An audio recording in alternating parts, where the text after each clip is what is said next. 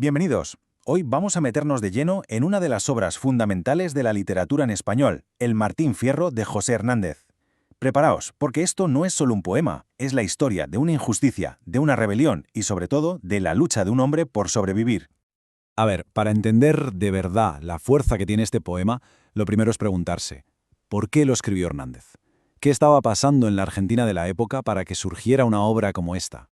Pues mirad, José Hernández no se sentó a escribir una simple historia de aventuras, para nada. Como deja claro en esta cita, su poema era un auténtico grito de guerra, una denuncia en toda regla contra el maltrato sistemático que sufrían los gauchos, los legendarios vaqueros de la Pampa Argentina. Pero claro, para que la tragedia nos golpee de verdad, primero tenemos que entender qué es lo que se perdió. El poema nos pinta un retrato súper vívido de cómo era la vida del gaucho antes de que todo se viniera abajo. Y es curioso, porque Fierro no arranca su canto con rabia, empieza con nostalgia. Nos habla de una vida sencilla, digna, que giraba en torno a su rancho, su familia y el trabajo.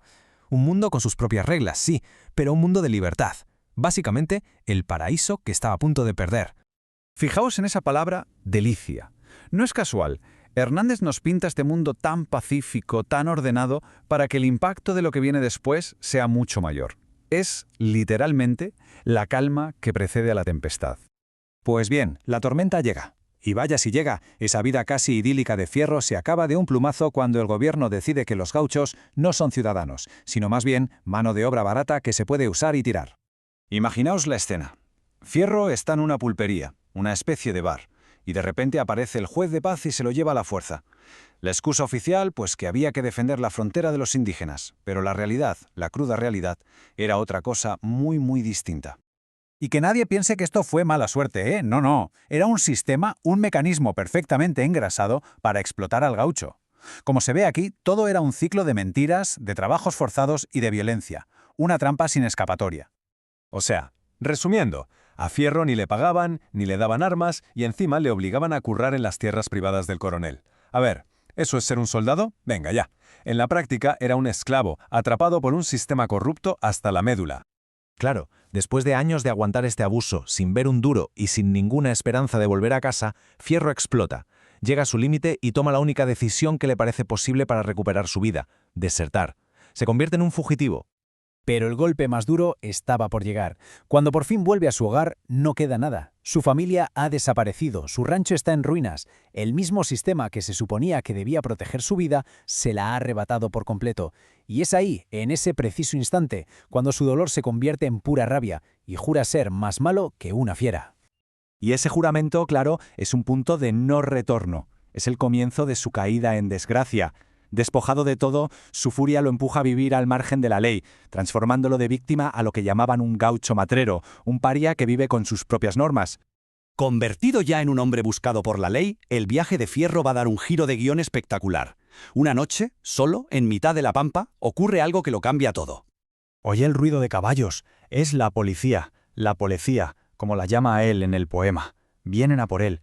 Está solo, le superan en número, sabe que le toca luchar por su vida, que no hay otra salida.